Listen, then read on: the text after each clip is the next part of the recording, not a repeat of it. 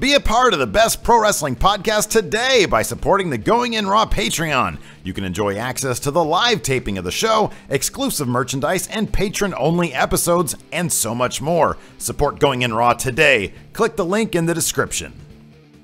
This is Charlotte, and you're watching Going In Raw. That sounds terrible. What's up? This is the most must-see WWE superstar of all time and his lovely, gorgeous wife, Marie. and you are going in Raw. What's up? It's your girl, Sasha Banks, the legit boss, and you are watching Going In Raw. Oh, baby, I like it raw. Oh, baby, I like it raw. And you are tuned in to Going In Raw right now. How you doing? Hey, friendo, Steve here. And Larson. And welcome to Going In Raw, the only pro wrestling podcast you need to be listening to right here at youtube.com/Steve and Larson. And anywhere fine podcasts are available, be sure to hit that subscribe button, especially on YouTube. They have a habit of unsubscribing people. Yes. And, of course, if you're on the iOS podcast app, that helps boost our rankings in the sports and rec category on iTunes, and it helps boost the profile of the show. So if you could do that, that'd be fantastic. Yes, please. We're also on the Patreon at patreon.com/Steve and Larson. We have a whole stack of postcards ready to be sent out. That's for the $10 tier. We have like 60 or so people watching this live stream. That's from the $1 up. You can watch a monthly live stream. Yes. And then $5 up. You get it every single week. Every week. And I'm like literally one page left to letter on the comic book, and that'll be ready to be sent off to the printers. Awesome. So the $20 patrons are finally going to get their Steven Larson Friendo Care Package reward thing. It only took a year. It only took over a year to get that done. So yay for us. We're also Ray Larson. We're also at Pro Wrestling Tees at prowrestlingtees.com/goinginraw. You can get that shirt right there. Yeah, that's right. This one's for the $50 patrons. That's right. I like doing this for the patrons. You know, opening up your wallet to us, metaphorically or literally on PayPal, however they do it, credit card numbers, whatever. It takes a little bit of effort. It does. And it shows that they have a lot of passion for the Going In Raw. Yes, which we appreciate. Exactly. And because of that appreciation, I'm going to go ahead and read off the names of the people who have pledged since last Tuesday. Let's see here.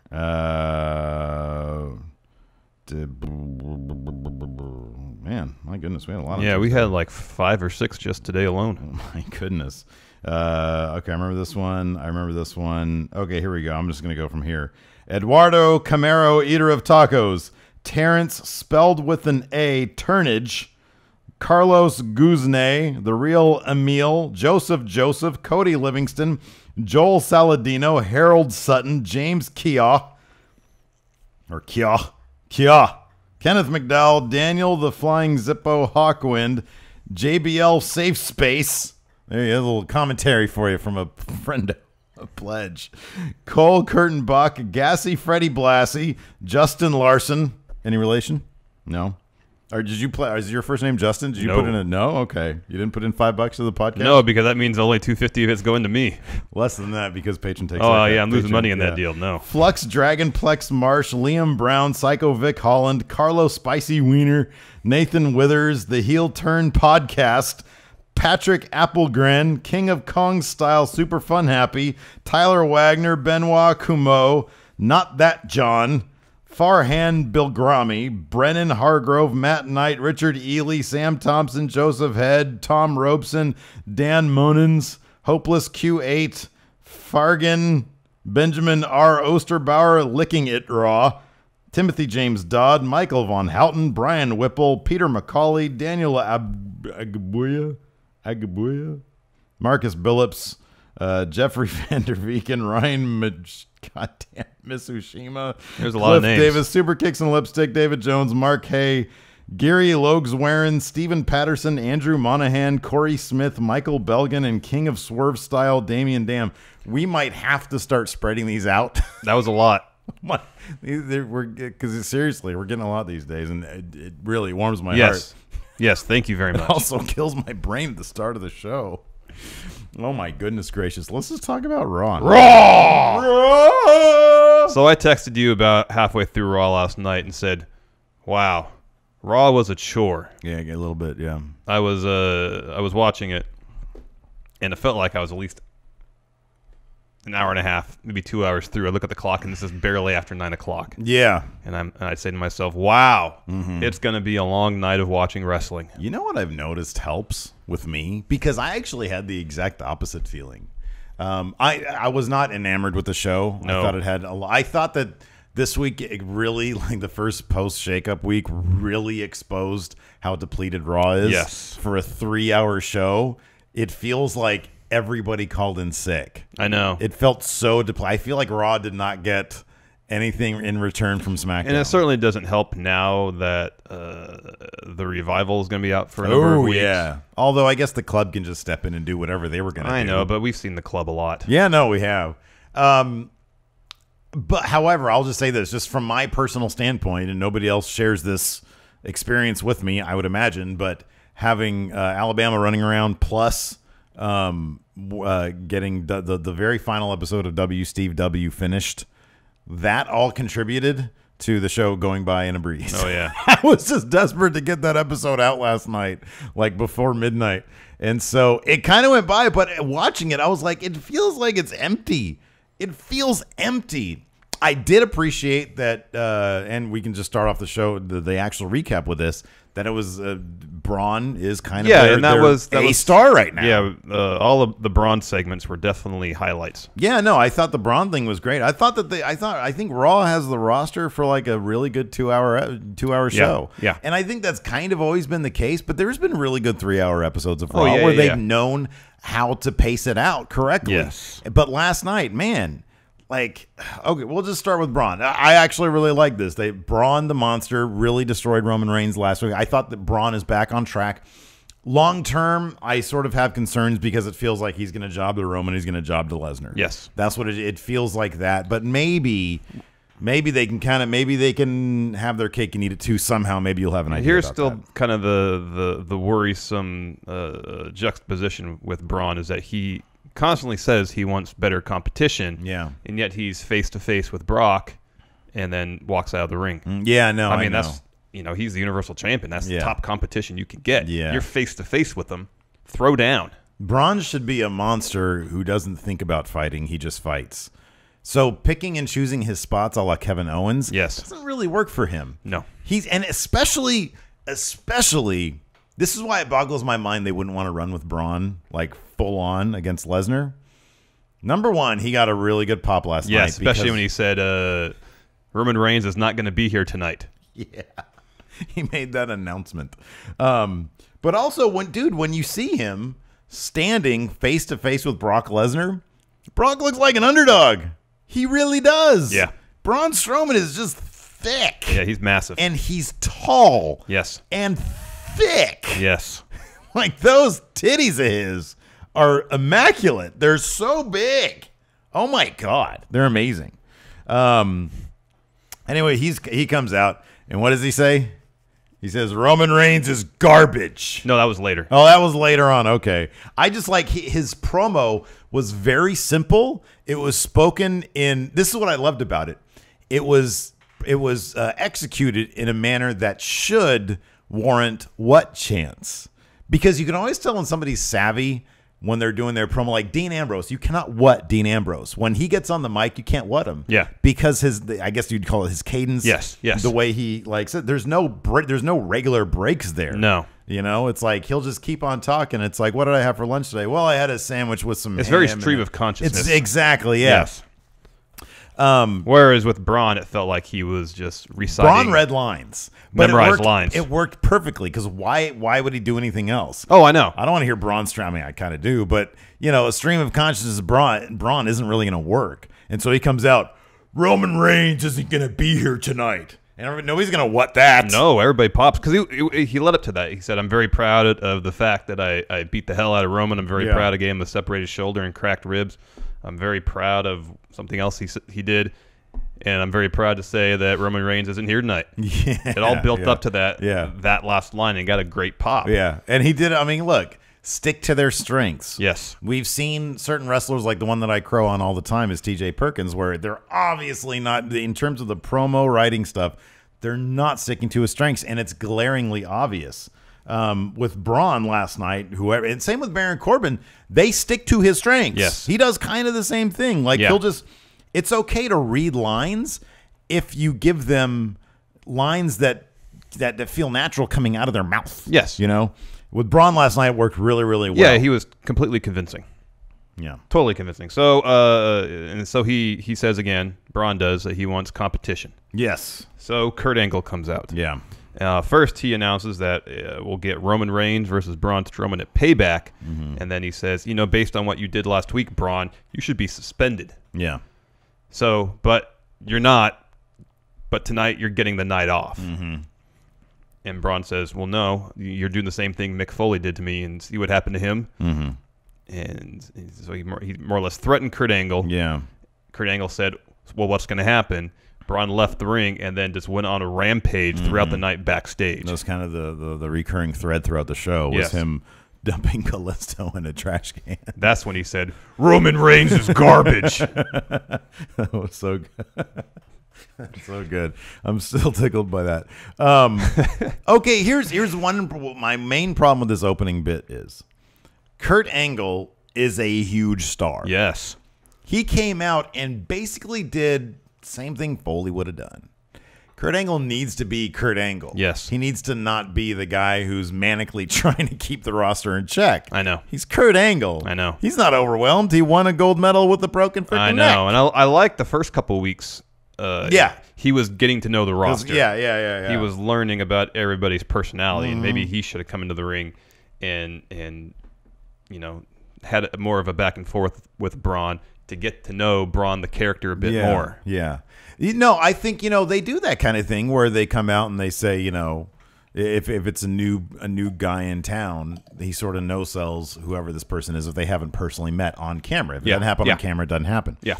And so if he would have come out, given us a little bit of Kurt Angle as opposed to kind of generic GM guy, that would have helped.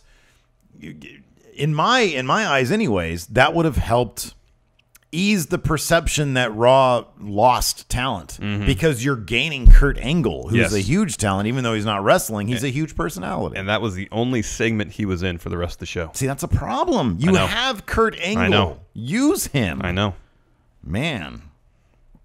After that, we actually had a pretty good kickoff match. We had Chris Jericho versus Samoa Joe. I like this match. Yeah, it was good. My main problem with this is, okay, so it was a Samoa Joe versus Chris Jericho. Seth Rollins should not be on commentary. That's a waste of Seth Rollins. And I'm not saying he has to wrestle. I totally get that Seth Rollins, they're using him when they need him because who knows what his knee is like. Yes. I get that. He is not a strong face promo commentary guy. Well, he isn't unless he has a very distinct, clear goal. Right. He shouldn't be like, if Samoa Joe is in his sights, he should attack like a rabid animal. Yes. And I will say Rollins was okay on commentary, but it wasn't until he grabbed the mic and you know, did his promo directed squarely at Joe that actually seemed like there was any intensity. And Joe was great. Yes. And Joe's always great. So they had Joe win clean over Chris Jericho, submitting him with the coquina. What is it called? Coquina clutch. Coquina clutch. That's what I thought it was. Yeah, it was a good match. It was a cool match. Joe does a promo saying, you know, his previous attack on Seth was business. What did he say? Yeah. He says, but you hurt Triple H's wife, so now it's personal. And well, he said you beat Triple H and you hurt Stephanie, and he always like has the back of his benefactor. Yeah. So now it's personal, and Seth grabs the mic and says, "You're damn right, it's personal." Yeah, I think he said something like it's always been personal. Yeah. Or something like he that. says you'll learn that payback is a bitch. Yeah. I don't know. I'm not into that, dude. Don't be clever. Don't be clever. Just be intense. You're best when you're intense. I agree. And I thought that he was good, but payback is a bitch is the most obvious cliche they could use there. I know.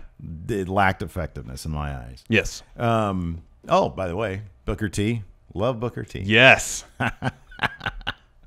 It was great too because it kind of he wasn't letting Corey get away with certain things. Like he always had, like Corey would try to engage him a little bit, and Booker T would kind of, I'm not gonna say shut him down because I thought he was awesome, but he would kind of heal up on Corey a little bit. He would heal up on the heel a little bit. I really liked during the Enzo and Cass, who they faced last night. Where is it? Their match. The club. Oh yeah, They the fought club. Yeah. Booker T's insights into Enzo and Cass's strategy in talking about their relative inexperience. Yeah. And in terms of how it worked into the story of the match, I thought that was an interesting new element to add. Yeah, no, he's good. He's great. Then Speaking of the club, yeah, they were walking backstage, ran into the Drifter. That's right. Little nod of the head. Oh, I loved it. It was great. He's drifting through Raw, man. It's awesome. Yeah. It's fantastic. They cut to somewhere else backstage. The Golden Truth are walking towards the ring. And they get railroaded by Braun Strowman. Just completely annihilates him. Enter Kurt Angle, Fit Finlay, and Kurt Angle wasn't Jamie there. Noble. He was at first. He ran. No, that was Adam Pearce. Oh, that was Adam Pearce, really? Yeah. Okay. Well, Yeah, it wasn't Kurt Angle. I was staring at my computer. I looked over. Okay. It was Pearce, it was Jamie Noble, and it was Fit Finlay. Yeah. All right. I thought Kurt Angle ran real quick, but apparently it was another bald man. Yeah. And then the ref was like, "Get out of here, Braun." Braun said, "I'll leave where I want to." No, that was later on. Where am I right now? That was the next segment. Was Braun was sitting in the locker room, and the ref, that would ref the match, the main event, came in and said something to him, and He was the hero of the night, man. I know. And Braun just says, "I'll leave when I want to." Yeah, that was good. No, I like Finlay. He was like, "Somebody get help over here," and I was like, "Just get your shillelagh out, Finlay. Get your shillelagh. Where's Hornswoggle when you need him?" So, anyways, the club come out to the ring, and they were supposed to face the Golden Truth. Yeah. In their match for the evening. That wasn't happening, so the club said, hey, we're here. We want to be mean and make green, so send someone out. Hitting the reset button on the club since the Revival are out for a couple months. Yep. Out come Enzo and Cass. Yeah, and Enzo and Cass lost cleanly. Yeah. Anderson did, and I liked it because Anderson did some weird shit where he bounced Enzo off the top rope and then slammed him down for a pin type thing. Yeah. And it was an interesting move. Yeah. And Corey Graves sold it as such. Yeah. That's what they should have been from the get. They're known in Japan as these honestly, kind of like the Revival, like a really solid tag team with interesting tag team execution. Yeah. And that's what they should have been this entire time. Not just a couple of badasses, which they should be as well. They should be an interesting tag team in the ring. Yes, their interplay as a tag team should be highlighted. And they were kind of that last night. Yeah. They were kind of that last night. Sounds good. Yes. Next, we had a segment of Miz TV. Dude. Why do they have Miz and Dean going at it? The highlight of this simply SmackDown. The highlight of this segment was the Miz's suit. Yeah, that was great. spectacular. Yeah, the entire point of this shakeup was to get new matchups. Yes. So why is the Miz and Dean going at it? You'd be doing any number of other things with these two guys. And the motivation behind it is weak. Yeah, what is the motivation? Miz Dean had a really good promo. Yeah. But it kind of just goes, it just kind of falls on deaf ears, I feel. And also, it's pretty typical Dean. Yeah. I like to bleed. I like to fight. I don't care if it's for $50. Same with the Miz was like, hey, I'm dressed this way. This is what a WWE superstar is supposed to look like. You're just Dean, a wrestler. Yeah. Why aren't you wearing a fanny pack and Zubaz pants? That was actually pretty funny. There's a couple funny lines. No, I know. Again, I'm kind of siding with Miz on this one. And he brings up Dean's complacency. Yeah. The fact that he's lazy. Yeah. No, somebody on Twitter said, I forgot. I got to look that the Miz's gimmick now is a heel that speaks the truth, essentially. Exactly. A heel that makes good points. And then Marie steps in and says, listen, come in, street rat. She called him a street rat. Mm-hmm. What's a street rat? I assume one of them rats that got that piece of pizza. Yeah. Remember that? Yeah. Oh, a good piece of pizza. Yeah, it did. Rat was about to nosh on. So yeah, I don't know. Look, man, I actually really like the Miz. I love Maurice. Oh yeah. They're great. They're fantastic. I don't want to see this feud though. No. We saw this essentially on SmackDown 2.5, 3 months ago. Yeah. Why are we still watching this? I don't know. They seemed to have a pretty conclusive end to their feud previously. Yeah. Okay, but here, I guess kind of here's the problem. There's no one else for the Miz to feud with. Well, there's no one else for Dean to feud with. Who can we really swap out at this point? You know what I mean? Jericho's about to be gone, so there's a face that the Miz can't fight. Seth has obvious business with Joe, so there's a face he can't fight. Who else could? That is kind of the problem, and I get that. But who else could the Miz fight? Maybe that's what they should have done. obviously Finn is not doing anything until this whole Bray situation gets worked out. Have him have a little mini feud with The Miz. And I know, especially after the Jinder Mahal thing. Like, you could have saved Finn from, after he gets getting concussed. Granted, he squashed Kurt Hawkins last night. Yeah. Chad got no offense on No. Finn. But yeah, and then, we'll bring that up in the Finn segment. But yeah, Miz versus Finn. That's kind of an oddball pairing right there. Do that for a couple months. Yeah. Because Bray said, hey, Finn, I'm keeping my eyes on you. It wasn't as if, God, that's right. We had that Bray Wyatt thing last night. But it wasn't last night he said that. It was during the Shake-Up episode. No, I know, but he had that. I know. The thing. And so it wasn't as if, hey, we're going to feud soon. It's just, somewhere down the line, we're going to go at it. Hey, Finn, try not to get injured, man. So try not to get concussed, man. Your little head get ring. So in the meantime, have Finn and The Miz have a little feud and then build up Finn and Bray maybe for SummerSlam. Who's Finn going to take on at Payback? Nobody. He's not going to fight. We're not going to see him. I don't think so. We're going to be fourth row for Finn. I got that ticket just for Finn. Did you really? No. I didn't think so. It's kind of our job. If there's a show nearby, we need to go to it. Yeah, we have to go to it. Yeah. Are we going to Supreme Pro Wrestling next Sunday? Maybe. Could be fun. It's a good card. I'm sad I didn't go to TFW. Yeah, it's like their anniversary show. Yeah. Jeff Cobb is on the card. Yeah. Any show with Jeff Cobb on it, it's a worth good going show. to. Absolutely. So anyways, I don't know, man. And then Dean. Okay, let's take Dean. Samoa Joe is the most logical heel contender for the IC title. He's busy. That'll happen after Seth. Yeah. And Joe should win that belt. Well, they're short on heels. Yeah, they are. I get that this is a problem where there's no obvious answer necessarily, but man, they need heels. They really do. Raw is depleted right now. Really need heels. And maybe the most sensible thing to do, they're not going to do it, is have Dean turn heel. He's been a face for 4 years. We talked about that off camera, I think. Yeah, we were texting about it last night. We were texting about it. They'd either have him drop the belt to somebody, then turn heel, or better yet, have him turn heel, and then he could feud with Finn for the Intercontinental title. Yeah, that'd be good. That would be great. Yeah. It seems, Lesnar's not going to be around much, and they're not going to have a Finn-Lesnar feud just for Finn to lose. Right. They'll have Lesnar-Braun probably at SummerSlam. And then a couple other feuds where Brock will win, and then Reigns will win the Universal title at WrestleMania next year. Yeah. So I don't see them necessarily having feuds with Lesnar and at least any other top faces on Raw. I feel like they kind of want to protect them. Oh, yeah, for sure. It's all weird right now. Like the fact that Finn had Chad Hawkins last night. It's just weird. It's weird. It's like there's 2 weeks till Payback. He's got to do something at Payback. You would think. Was he going to take on Titus? Titus Brand at Payback? Have Apollo Crews go heel with Titus. That'd be a great pairing. Strowman then backstage dragging Kalisto. It opened on him dragging Kalisto. And that's when he said. So who knows how long that had been going on? And that's when he said, Roman Reigns is garbage.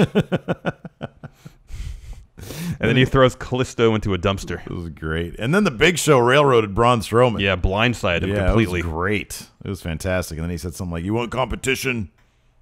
I do it. Yeah. He said, a rematch of a match they had, a month ago? And I forget when this was. Yeah, I know, but that was a killer match. It was fun, yeah. And last night was a killer match, too. A couple people noticed on Twitter, and I did notice this. At some point, I forget if it was here or if it was later on, but somebody in the crowd, you could hear clear as day say, whoa! Oh, I love it. That's pretty funny. Whoa! Anyways, then we had a 205 Live match, TJ Perkins versus Jack Gallagher. Didn't we just see this? Yeah, also? It was a rematch from last week's 205 Live, which was a really good match. Yeah, it was a really good match. This one was okay. Before the match, right as the match was about to start, it was announced that there'd be a special appearance by Neville. And so they brought a chair out for him to sit ringside. And then right after that, Austin Aries comes out, drops a quick promo. He grabs a folding chair and sits right next to Neville. Yeah. Neville scoots away. He's sitting at the Neville level. Yes. Yeah. Very good. I just love that. The Neville level. So that was a decent match. They get to the outside, and Perkins pushes Gallagher into Austin Aries. It was a pretty stiff bump, yeah, too. no, it was. And then Aries got up on the apron. Neville, like, didn't he, like, sweep his leg? Something like that, yeah. Man, that looked brutal, too. Yeah, Aries was taking some bumps. Aries was taking some bumps and wasn't even his match. And then the ref was distracted. Perkins got the upper hand, hit the detonation kick to get the pin on Gallagher. Did you see the promo for Ride Along with Gallagher and Brian Kendrick? Yeah. It looks great. I want to watch it. Yeah. Because, like, they're right there. It looks super awkward. It does. They're driving by the WWE headquarters. You can see the sign in the distance, the light up in the distance. And he relates some story about how he, like, back when he used to work there, he walked in and they thought he was just a fan. So they had a magazine on the desk and he opened it up. Because he asked Gallagher, he says, "Have you ever been there before?" And he's like, "No, I haven't." "Have you?" He's like, "Yeah, one time back in the day, they thought I was a fan. They were going to kick me out. And so I opened up a magazine. I said, 'That's me. I work here.' And they let me in." He says, "Is that the only time it happened?" He says, "I never went back there."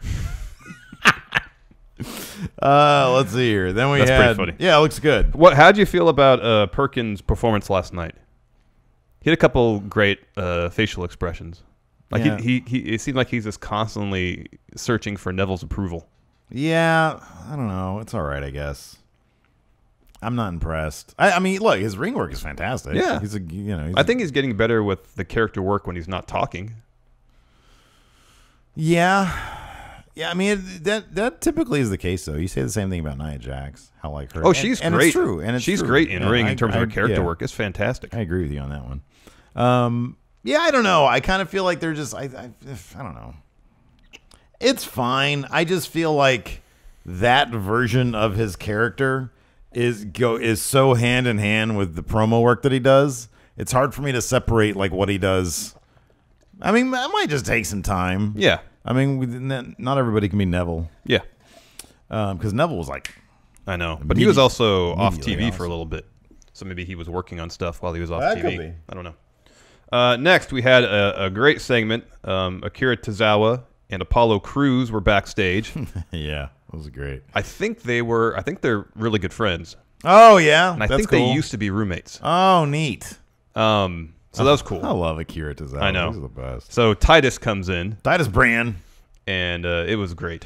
No, this is really good. He starts pitching Apollo Crews on, various ways that he could exploit his name and, image. And he says, think about it. People want to go on vacation, they'll go on an Apollo cruise. And then he says, you can be the face of a law firm. And if somebody gets wronged, then they can Apollo sues. And Apollo's facial expressions this whole time were fantastic. Very confused by the entire Really affair. good. Yeah, it was good. I would actually really like, somebody's got to bite on Titus Brand eventually. I know. Why not Apollo Crews? Why not have Apollo Crews buy into this? I think that if they did the thing with him where he starts dressing all snazzy and he just starts dropping your regular, like, arrogant heel promos, I would dig that. I could, you know what? It's something that he isn't doing right now. Mm-hmm. Roll with that. He doesn't have to be the guy with a chip on his shoulder. He can be the arrogant, sort of trying to live extravagantly heel. Do that with the shiny shirts, like The Rock used to wear. Yeah. That kind of shit. Do that. Yeah. Sunglasses inside. Yeah. Try it. I think that'd work perfect with Titus. Oh, yeah. That'd be good. Yeah. Just try something with him, man. Because he didn't have a match last night. Or did he? No. No, he did not. I'm correct. All right. Then we had Hardy Boys interview. How much do you love Matt Hardy slipping in the broken stuff? A little bit here and there. I think Meltzer said somewhere that WWE is negotiating with TNA. Are you serious? They're using their money? Wow. Holy shit. That's fantastic. So we might see some Broken Universe stuff Ooh. in the WWE. Yeah, no, because I saw the thing that I saw on Twitter from him was the WWE, they are interested in it. They typically don't like using another company's gimmick, but they are interested, which is surprising to me because I just figured they'd say, hey, you know what? We have the Hardy Boys. People are going to like them regardless, and I'm not sure how much more money they think they'd be able to make.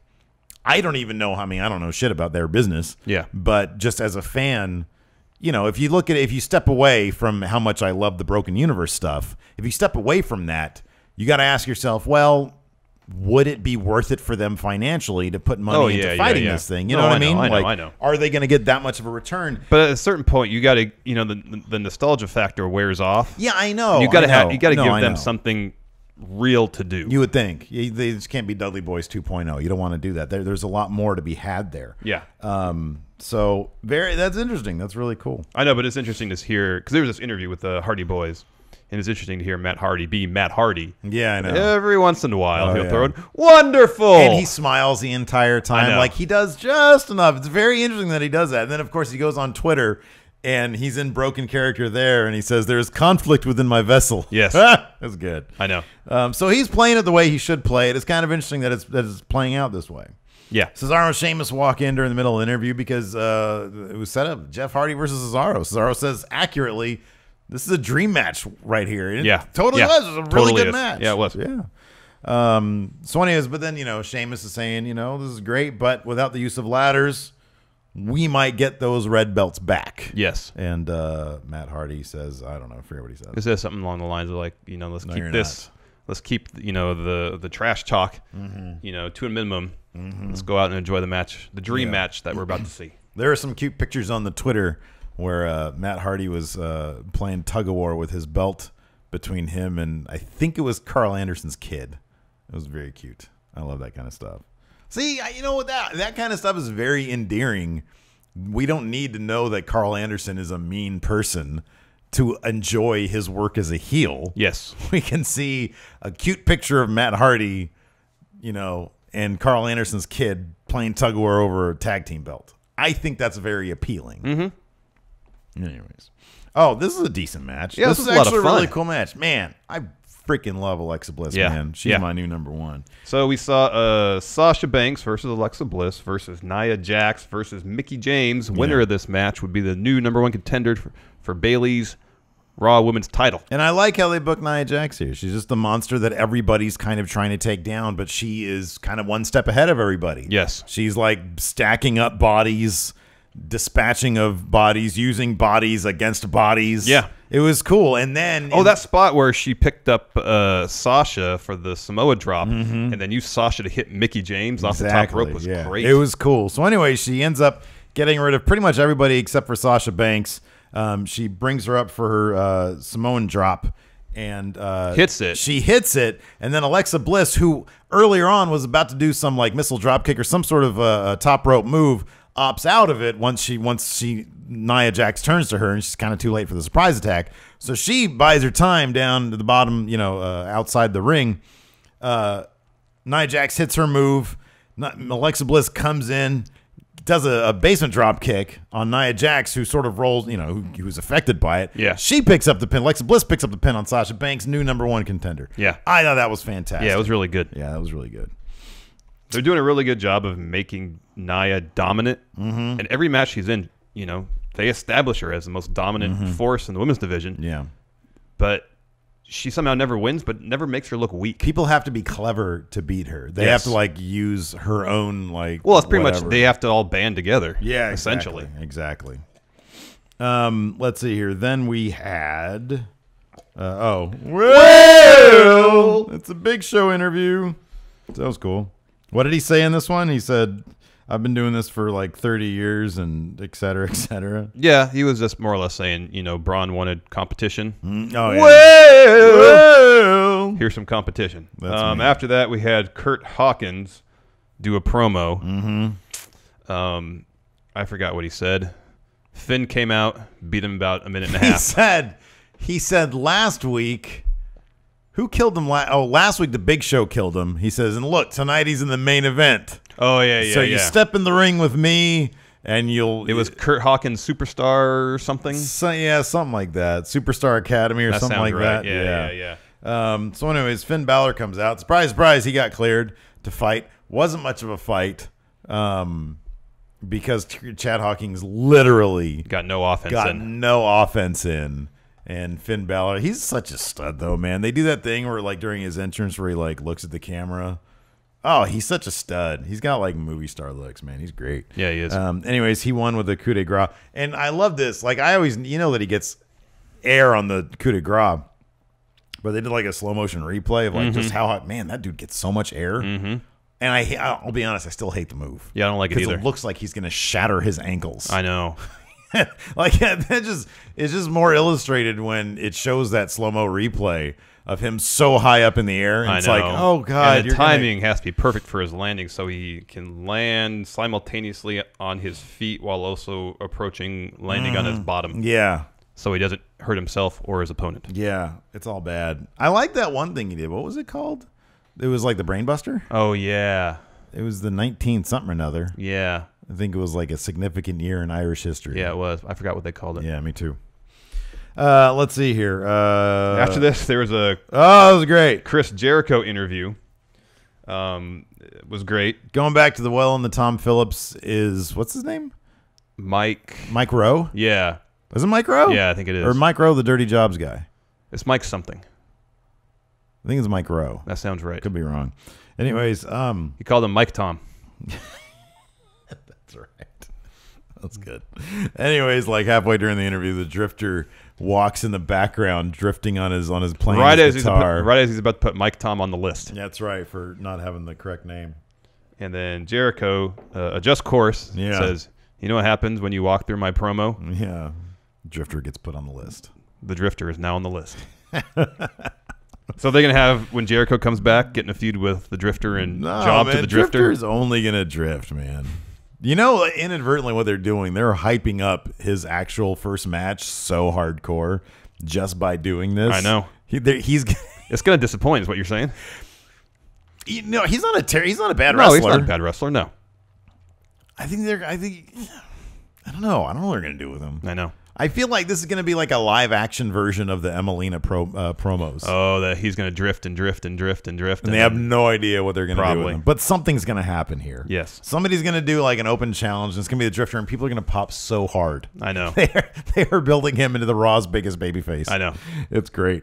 Next, we had this Bray Wyatt promo. You need an ass whooping. No, I don't.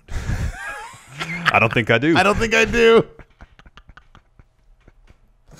Oh, he says it so sheepishly. I'm sorry. And then we had, what was it? Wyatt's something sermon? I think it was a sermon to the Viper. To the Viper. Like his love poem to the Dear Randy, you are my everything, man. I can't wait for this feud to be over. You burned down my house and you burned down my heart. I love you, man. Give my title back, Randy. Yeah, pretty much. And give my soul back. I can't wait for this feud to be over. I want to kiss you. And rub your buns when you're in the shower, like JBL did to Edge. Oh, God, I can't wait for this shit. It's just WWE formality coming to San Jose. It's terrible, man. There's no reason for this to House of Horrors, and it's all super edited and shit. It's a waste of my time. Why don't they just have this match on an episode of SmackDown? I know. Hey, man, get out your projection screen. And then we could have a Bray Finn feud start at Payback. I know. Could start already. Exactly. Oh, man. I don't get it. I mean, I guess they want to have a world title match at Payback. Yeah, I understand. You're not going to get that shit with the Universal title. No. So that I understand. Hopefully they've actually decided what the House of Horrors match is going to be. Like, here's the thing, dude. I'm all on board with Brock having the Universal title to an extent. Yeah. But it works better when you have like actual stuff going on the show that the Universal title needs to be on. I know. You know what I mean? I know. Like Randy, like I don't care about the world title on SmackDown because we got that great US belt that all the great players are going after. I know, and there's not a similarly exciting program for the Intercontinental title on Raw. If there were, it wouldn't be such a huge issue. Right, exactly. But no one really wants to see Dean Miz again. No, they not don't. this soon. Oh, man. All right, let's see here. Then we had this awkward backstage segment with Alicia Fox, Dana Brooke, and Emma. And Emma was talking shit about Dana Brooke to Alicia Fox in front of her, saying that she was clowning her because of the exploding box thing. Better left just not talked about. I don't really care about that shit. Jeff Hardy versus Cesaro. That was a hell of a match right It was. Let me ask you something. You know, WWE has this new sponsor, this allergy medication, whose mascot is an owl. Oh, fuck that owl. Yeah. Do you think it's coincidental at all that it was during this match that the sponsorship showed up? No, man. Somebody was clowning, dude. Somebody was clowning. This is if WWE's trying to negotiate this shit, why are they doing this? Like, hey, we're gonna rub it in. By the way, Team Borash won. So Josh Matthews isn't going to be the announcer on TNA anymore. So maybe that's behind. Maybe I'll start watching now. Now that storyline's concluded? Yeah, I was waiting that out. All right. We've had a couple people what I feel like when they type in the comments or on Twitter, they seem very serious, very straight face when they're typing this. I don't get why you guys don't cover TNA. Why don't we cover TNA, Larson? Well, there's only so many hours in a day. That's true. First of all, I'm telling you this, dude. There's talent in TNA and Impact I like. Yeah, I know. But for some reason, Impact have never booked their show in a manner which made me care about their product a whole lot. There is a part of me that really wants to cover TNA simply to get you're so much fun when you're I'm talking mad? shit. Oh, Not even okay. when you're mad. Like when you say sometimes I feel like Silas Young forgets how to wrestle. I think about that for days. Like that's in my head and it makes me laugh consistently for days. And you don't do it a lot. I feel like TNA would be just an absolute, just a pile of money for you to dive into of just trash booking because it's so bad. Like it's so hapless. Yeah. Yeah, Like, that's a good word for who it. spells Alberto? That's exactly the word for it. Alberto El Patron. How do you get Alberto de Patron from that? Like, really, I'm as gringo as they get, man. I'm like, my mom is from South America, but I don't speak the language. But even I know that there's a massive difference. He's your new main guy. I know. And you get his name wrong on your Titantron. What is that? Terrible. Yeah. But I think it'd be so much fun. Yeah, it could be. Because I think there's a good wrestling on there, too. Yeah. Jeff Hardy picks up the win with a twist of fate followed by a swanton bomb. Yeah. Good match. Fun match. Let me ask you this. How is it that Jeff Hardy doesn't age? Isn't that weird? Dude looks literally the exact same as he did. He doesn't look literally. He's a tad bit thicker through the midsection. Just a little bit. A little yeah. bit. And you can tell he's older in the face. You think so? Yeah. I don't know, man. I think he's aged a little bit. I mean, not as much as Matt Hardy has. Matt's aged a bit. I noticed Matt's he looks older just in the way he moves. He just seems a little stiffer. He always moved like he was a little stiff, especially like in the hips. When he runs, it's silly. Yeah. He looks like a Benny Hill skit Kind when of. he runs. Like you want Yakety Sax to be playing. Yeah. Yeah. But I feel like when I look at Jeff, I'm like, man, in the ring, he still moves pretty much just as well as he ever did. Pretty crazy. Yeah. It was kind of the same thing with RVD. I feel like he didn't really age a whole lot, especially in the ring. Yeah. Like that dude bounce and bounce and bounce. Let's see here. Then we had. Oh, I did not see this. Oh, really? It was pretty funny. So was it? Shit. Slater and Rhino. Rhino's eating a plate of crackers with some what's it called? The Easy cheese. Easy cheese. Yeah. And Slater's dropping a promo about how he's on Raw. He mentioned his above ground pool. Oh, that's good. And then Braun comes down the hallway and screams and scares him. And Rhino throws his plate of crackers all over the place. That's pretty funny. It was pretty funny. It's good to see them get some TV time. Yeah, I know, Doesn't man. involve What the them heck? jobbing. I know. So for our main event, we had The Big Show against Braun Strowman. Yeah. A rematch of a bout that happened, I don't know, a month or two ago. Yeah.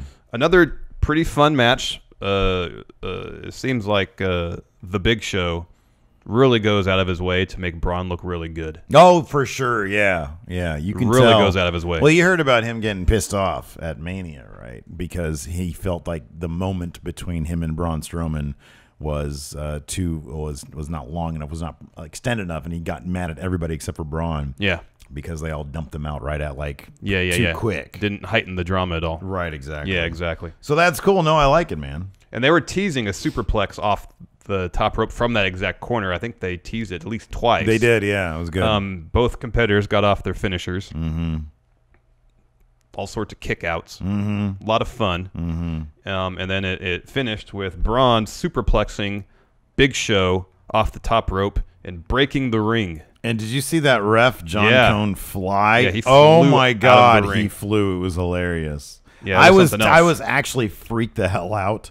Because it looked like what happened. Because he kind of disappears, and I'm like, oh, my God. Did he get trapped into the ring or something like that? Ooh. What happened, I was kind of paying attention, and maybe it was just timing or something, but when the ring broke, it looked like he was right close to the ropes. He was bracing himself on the ropes? Yeah, and the ropes fell. Before, I think he realized that was and then he fell over, yeah. But he fell, far enough out that he wasn't going to get trapped under the ring. But I can see why that would be a concern when you watch it live. Yeah, because you don't get that, like when you watch it live or like when they replayed it, they didn't get the angle on the ref that like showed his head safely not being crushed. Yeah, I know. So yeah, it was kind of. But I did like how they replayed it from various angles throughout the arena. And then I looked at the crowd like on that side on the hard cam side, I guess would be.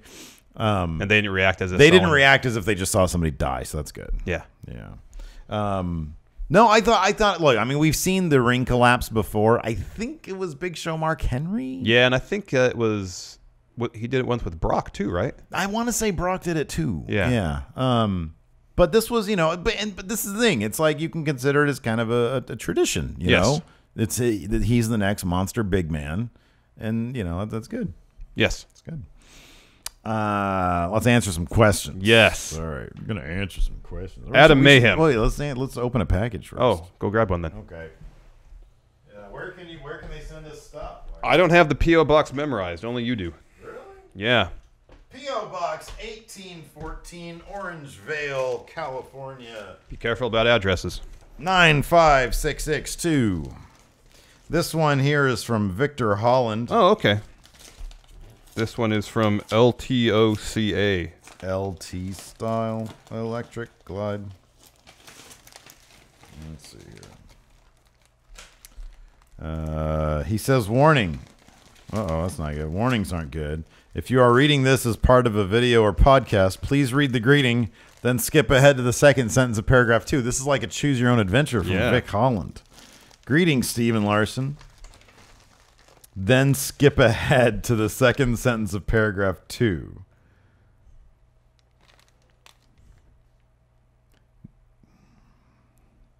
You go ahead and do yours first. Okay. Oh, wow. These are awesome. Have some pins. Oh, look at that. Oh, nice. Ooh. Dear Stephen Larson, we wanted to send you guys some of our newest pins. It's WrestleMania weekend. We have no idea on who won, writing this the day before WrestleMania, but we're pretty stoked. We also want to mention that we're fans of your podcast, particularly Count Out, and we always smash that motherfucking like button. Nice. We hope you guys enjoyed WrestleMania weekend. We'll hopefully see you guys at the New Japan Pro Wrestling G1 special in Long Beach. You will. Enjoy the pins. Keep up the great work, and we'll keep watching. Best, from Don and Ed at LTOCA. Thank you so much. These are awesome. We have Finn Balor. Mm-hmm. So this is part. Vic is sending this. There's really nothing to read here. Vic is sending us something for his school project, some questions that he wants us to answer. Oh, okay. Maybe we can do that for Vic Holland. Yeah. So there's a CM Punk one. Ooh, I like that. Look in my eyes. The Shield. This is a Sami Zayn one. Yeah, these are cool. No. Thank you so much. These are awesome. That's really cool. You can have the Shield and Sami Zayn. I'll take Finn Balor and CM Punk. Is that fair? That's fine. Because you're not a huge Finn Balor fan. You like Finn. I like him. Yeah. But I'm not a huge. Who's a bigger CM Punk fan? Probably you. Probably. I have Cult of Personality as my ringtone. You do. Still. You have bought CM Punk shirts. I have not. I have bought some CM Punk shirts. He had some good looking shirts too. Is it weird that he still puts stuff up on Pro Wrestling Tees? No. No? Making that money still? Yeah. Off of pro wrestling? Which he doesn't do anymore? So? Yeah. Got to make that change any way you can, right? Exactly. Adam Mayhem. This is a weird question because of social media and how kayfabe doesn't exist anymore. Do you guys feel that you are not as engaged in the stories being told in the ring?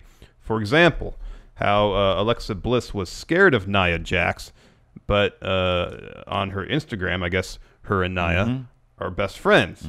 Or Charlotte with Becky Lynch. What do you guys think?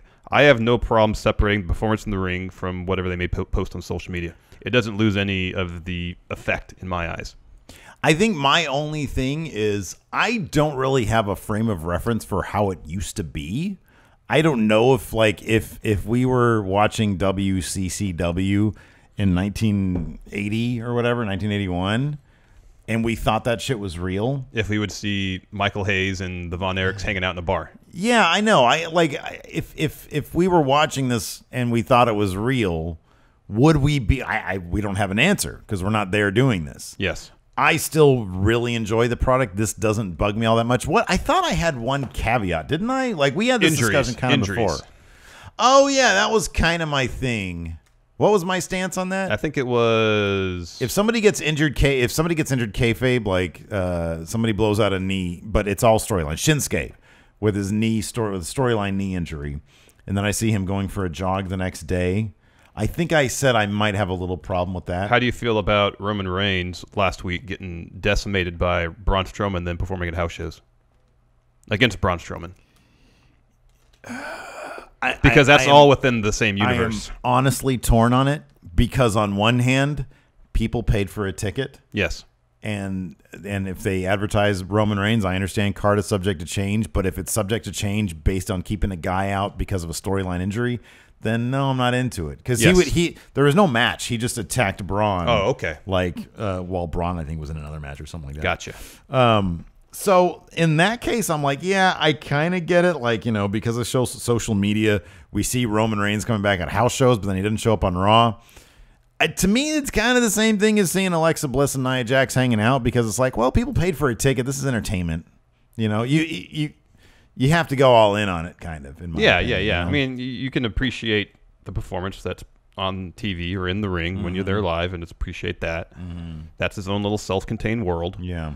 And then whatever happens to social media is. But on the other hand, like there is, and this is, I totally get why it doesn't bug you because you, like I just said, you kind of if you buy into the kayfabe and you buy into them as just performers, and that's okay for you, that's great. The injury thing, I don't know. There's something inherent about it that I'm just like, I'm not bugged by it. I'm not bugged by it. So the example you gave doesn't bother me because I'm able to make that separation. I'm more bothered by the Roman Reigns thing because it's all in that same world. Yeah. If he can't show up on Raw, then he shouldn't be showing up on house shows. In theory, I understand there's a business aspect of it. People bought tickets to see him. He was advertised for the show. Yeah. It would suck to be in a position where you bought a ticket to see somebody and then have them not show up just to perpetuate a storyline on TV. Yeah. But that being said, it would be fantastic. I mean, my thing is this. Because we've known it's since the WWE since like 94 has publicly acknowledged that this is predetermined stuff. Yes. Like there's no way around thinking that it's real. Or there's no way around knowing that it's fake. Yeah. I have no idea what it would be like to think that it's real, but I think it'd be kind of cool if we thought it was real. It would be a different experience. Yeah, it'd be a different experience. It'd be kind of neat. I mean, I guess it'd be no different than watching like MMA. You know what I mean? But then it's like, how would you think that some of this stuff is real? Like you watch some of them old Hoss fights, I can think that it's real. Yeah. You watched the last Battle of Atlanta. It's clumsy and look real. Brutal and bloody. Yeah. I can understand when people think the fighting was real. Yeah. Yeah. Totally. Good question, though, Adam. It is a good question. Yeah. Let's see here. Okay, Triple H finds it funny. So if Wyatt wins the WWE title, not going to happen, and goes to Raw, he keeps the title. So SmackDown brings back the World Heavyweight title. Oh, they bring back the big gold belt, I guess. The Universal belt then becomes a cross-brand thing. I've been saying that for a long time. But one belt that crosses brands.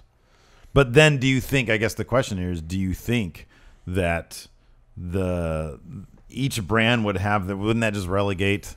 Would the Universal title then be there it would just be the Universal title, Intercontinental, and US title? There would be no world titles? No, I think that's what that's what he's suggesting. In your mind, what do you think? No, there would be world titles. There'd be world titles, but there'd still be the Ultimate H belt. Yes. Okay, gotcha. Each brand would have their own world title, and then the cross brand title, best wrestler in the entire promotion. It's a lot of titles, though. I understand. Yeah. There's a lot of wrestlers. Yeah. I mean, look, right now there's no top belt. Yeah, hold on a second. We say there's a lot of wrestlers, but Raw really feels depleted. At the top of the card, especially. It's more so the top of the card they feel depleted. Yeah. But But I think part of that too, if they had a world title on the show, week in, week out, there's a lot more stories you could utilize. Yeah. I mean, imagine, say, we have Seth versus Samoa Joe. We understand why they're fighting. Imagine if they were fighting for the world title as well. Yeah. Add a whole extra dimension to their feud. No, I know. You're right. Let's see here. King of Hostile, Joshua the Dynamic Knight Martinez. So sad to hear that Dash Wilder got hurt. Yeah, I don't know. I think we did mention it briefly, but he got a busted jaw. He's going to be out till like July. Yeah. Do you think this will be a blessing in disguise for the club? New top heels. It kind of feels like that would make sense. Yeah, they'll probably step up and fill that void left by the Revival. Oh, here we go. This is a good one. Jack John Jose.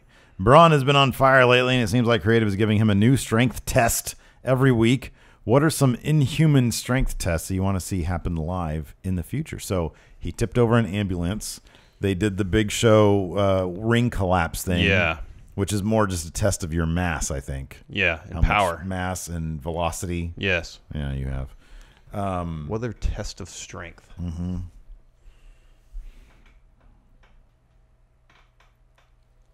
I mean, I don't know exactly how they'd work into a storyline, but like if he pulled an airplane, they do that during strongman competitions.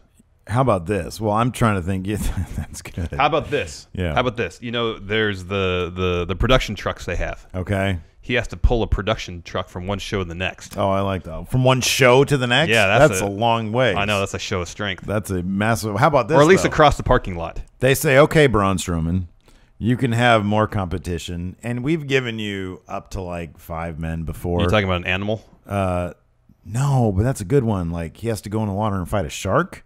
That'd be cool. We've seen that. Brock Lesnar did that already. He F5'd the shark. You're right about that. So no, okay. Then he gets a jaguar. Okay. But the jaguar is wily, smart, and so it goes under the ring. And the show of strength isn't fighting the jaguar; it's lifting the ring. He picks up the whole ring. And he says, "Get out here! Come here!" And then he gets a little kitty cat treat and goes, "Come here, good kitty cat." And gets in a headlock. What's Braun's finish? The running power slam. Oh yeah, power slams. The Jaguar? The Jaguar. Okay. WWE ring structural engineer Andrew Briggs. Tonight, Miz proved once again why he is the best heel in the game right now, taking an old feud with Dean Ambrose and making it fresh by injecting some truth. Fresh fish. What are some other faces you would like to see get a reality check? Oh, this is your reality check. From Miz. Oh, that's a good question, actually. That's a really good question. How about, if you have Miz, Finn, Miz can just give him shit about the whole demon thing. Yeah. That would be good. That would be really good.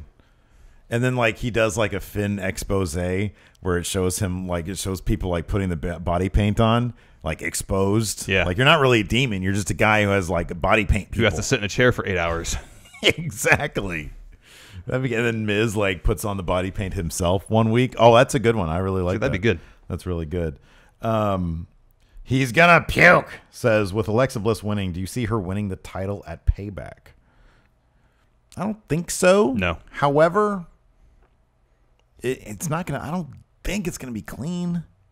I would think there's going to be some interference there. They really seem to like Alexa Bliss these days. I know. Do you think Sasha will get involved? Maybe. Could be. Thinking more Nia, though, because she literally robbed her. Like, she executed her finisher. True. What she didn't do, hit the finish while you hit the circle. Yeah.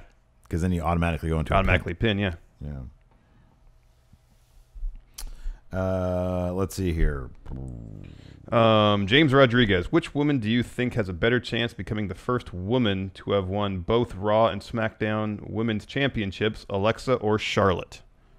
Probably Charlotte. Boy, oh boy. You think they're going to give that belt to Charlotte like right away? Not right away, no. I'll say it's kind of a toss-up. But Charlotte seems to make more sense. You really want your foundation to establish that strength. So, yeah, I could see that.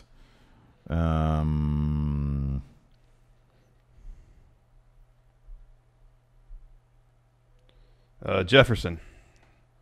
How do you see? Oh, what? Yeah, I'm sorry. Go ahead. I was looking for this question. I'm sorry. I was looking for this question on Twitter. How do you see WWE booking Matt Hardy into being broken again? The latest rumors say they can use it. Will they have Jeff versus Matt to cause it, or will he just start doing it soon? Or how could you book his new break? Well, on Twitter, he's been kind of going back and forth between being broken and saying there's conflict within his vessel. I would think that they would.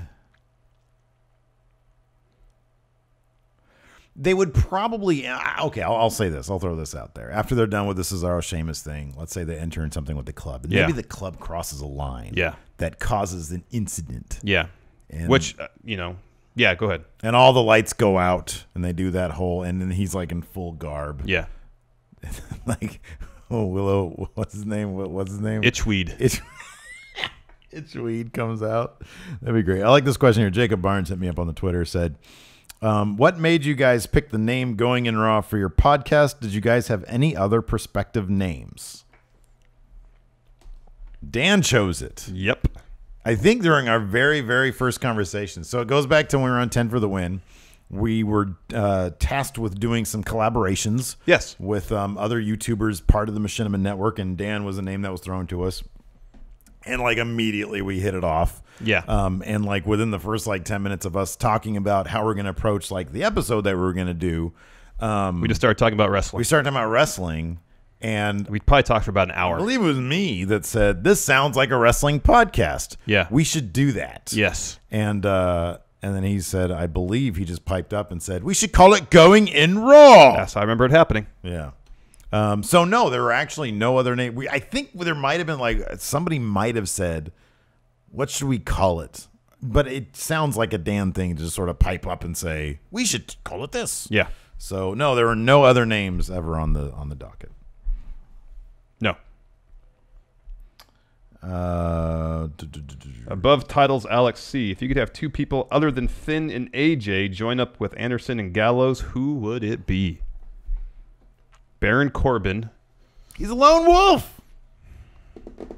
No, I like Baron. They do too much. They bury the club too much. They do too much bad things to the club. I want Baron strong.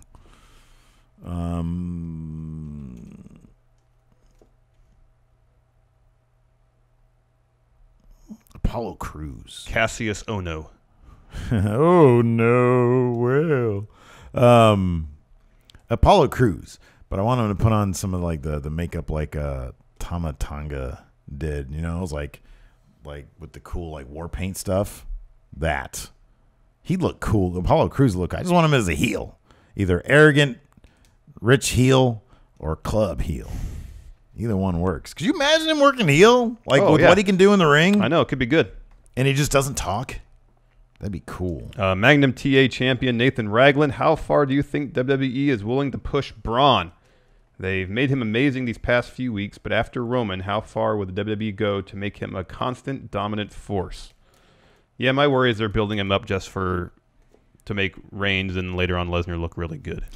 I think I know. Well, this is what I was going to ask you about is how can they accomplish their goal of feeding him to Lesnar, feeding him to Reigns, while still making Braun potentially here's how they can do it. A major big man in the future. Look at how they've been booking Nia Jax. Mm-hmm. The only way anybody can beat her is to team up against her essentially. So say it is Braun Lesnar at SummerSlam. How do they get Lesnar over? Make it a triple threat match.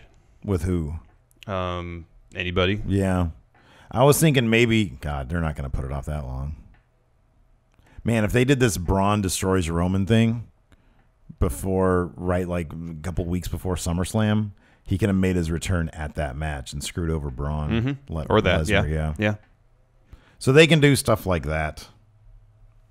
Yeah, there's ways. Yeah. I just worry, essentially, especially based on how they had Reigns go over Braun clean earlier. Yeah, I know. That it's going to be a replay of that. I mean, my thing is this. There's still time. They've done such a good job of bringing him back from that like, I think it's a clean slate now. Yeah. Braun is strong monster man. Yes.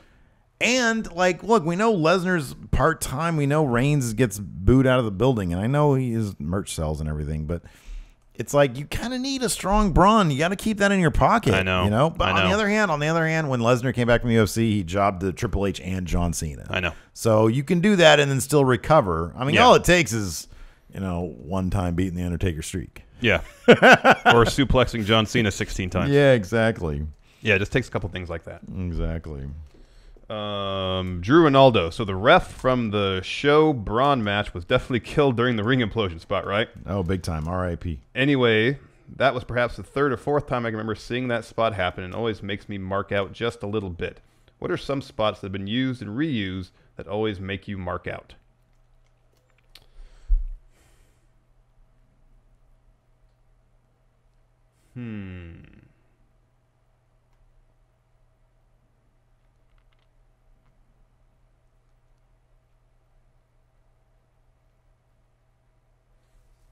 I know there's something, but I can't think of it.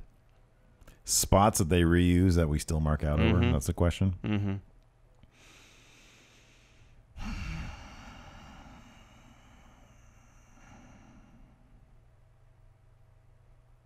Jeez, man, I'm drawing a blank right now. Yeah, me too. I hate when that happens. Me too. I know there's something. Because I think I've talked about it before. Sometimes I feel like if you and I are a tag team, like if one of us is doing bad, we tag the other one in, the other one would just start doing bad too. Like we're not a great tag team. No. Like I always go back to Charlotte, how we were both useless in asking her questions. Yeah. So I was like, dude, I'm tagging you in. He said, I got nothing. I know. Who else am I No, supposed I to had tag? something. I just couldn't articulate it. And then just came. I was like, I can't do this. I can't do this. You should have. That's not what I walked said. I was away. like, Yeah. I got nothing. Oh god, that's funny. Let's see here. My goodness, that's a long question.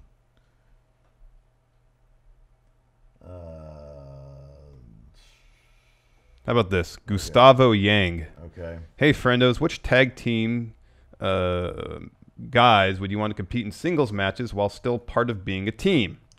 For example, Carl Anderson still being in the club but going after an intercontinental title or something. They used to do that back in the day, kind of. Like, I feel like Billy Gunn went after the Intercontinental title while still part of the... But I don't think that's true. I think I just feel that way because they were together and apart so much. Yeah. I don't know. I guess it would have to be... Like, there's so many wrestlers that have to be a really compelling thing to do that. I know, It'd I have know, to I be know. like... Somebody would have to be... It'd be one of those situations where somebody's oddly getting over so big, so unexpectedly... that they just had to do that. Yeah. Like if Xavier Woods was just somehow getting over huge outside or Kofi Big E, because Big E is, he's so cartoonishly humorous that people just love him. Him going after a singles prize, especially after the New Day have done so much, I could see something like that happening. Yeah. Like the New Day sticking together even though one of them's going after singles gold. Yeah. Do you have a question over there? Yeah, here we go. Pauly Dangerously guy, Tom Robeson. First time patron, long time listener. Thank you. I know you guys love a good Haas. In honor of last night's main event, if you were going to build the ultimate Haas, not Ultimo Haas, Yes, but the ultimate Haas, ultimate from the Haas. ground up, what would be the ingredients? Look, personality, moveset.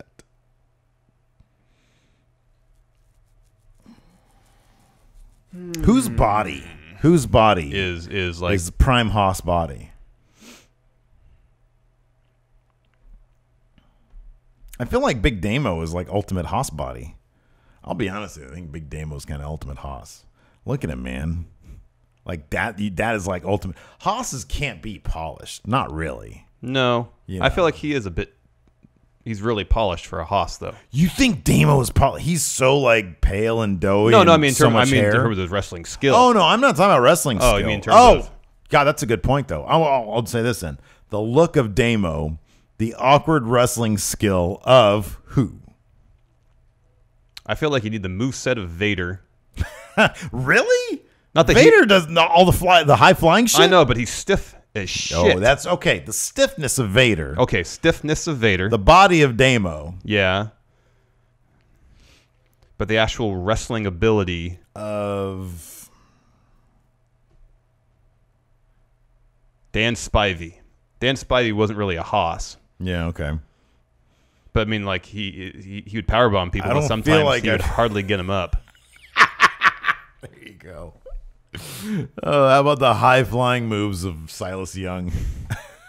Those are definitely hossish in how poorly they're executed. There you go. And then the mic skills of Sid. Yeah. All his gaffes. All right, one more question, then we're gonna get to Kayfabe Corner. Yeah. So many questions here, like 150 questions.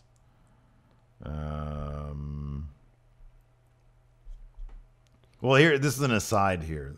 The uninvited ghost, who we didn't invite to ask this question, he says, "I'm kind of sad that if you guys don't post your question in the first 5 minutes or so, you might as well not bother." It's actually not true. I'm like deep into the thread right now. Yeah, we scroll through and try to find stuff that A, we haven't talked about yet. Yeah. B, would be interesting to talk about. And C, has a lot of likes. We need like a producer to get together like good questions for us. I know. Let's see here. Oh, here we go. This is all RKO out of somewhere. It says, first time patron from Melbourne, Australia. Thank you. I was wondering if you believe that Apollo Crews should join the Titus brand rather than start a program where he feuds with them. Yes.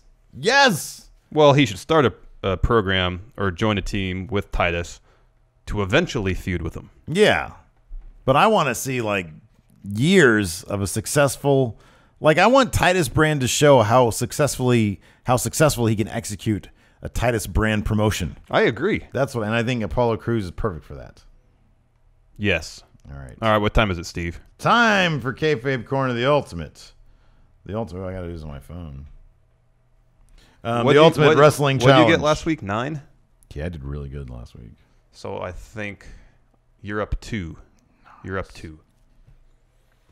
If my math is correct. So 12 names. Some real, some not real. Yeah. Oh, here it is. Okay. So this week, at the $10 Patreon mark, you can vote every week on the Kayfabe Corner theme. Yes. We ask two. We give you 2 names. You choose one. This week, I offered up Big Show and Braun Strowman, and in the first couple minutes, it was very Braun heavy. By the time I finished the list, it was very Big Show heavy on the tail end. So Braun won. It didn't wait that long.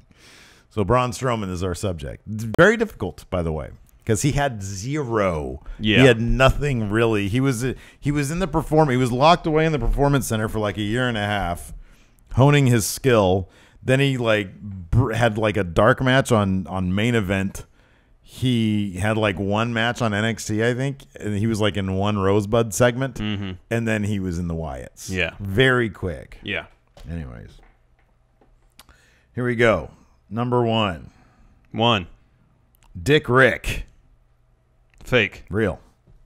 Number 2. King U. Can you spell that, please? YU. Fake. Very good. Rick Byrne. Fake. Real. The Masked Wisconsin. Fake. Real. Really? Yeah, there's also The Masked Chicago. Interesting. Yeah. I'm not doing very well. Ace Rotunda. Fake. Very good. Snakebite. Real. Fake. Big Bill Young. Fake. Real. It's Big Cass. Oh, okay. Big Man, Bill I'm not Young. doing well. How many was that? 6, 7? There's 5 left. All right, so it was 7. Run the table, man. Run the table. I know I need to. Levi Wyatt.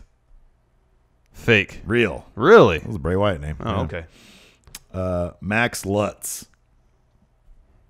Fake. Very good. Chad Collier. Oh, that sounds familiar. Real. Very good. Z-Type. Fake. Very good. Sir Broderick Cruz. Fake. Very good. Okay, That's time for bonus questions. Not a good round. No. What was Braun Strowman's first ring name? It wasn't Levi Wyatt. No, it was not.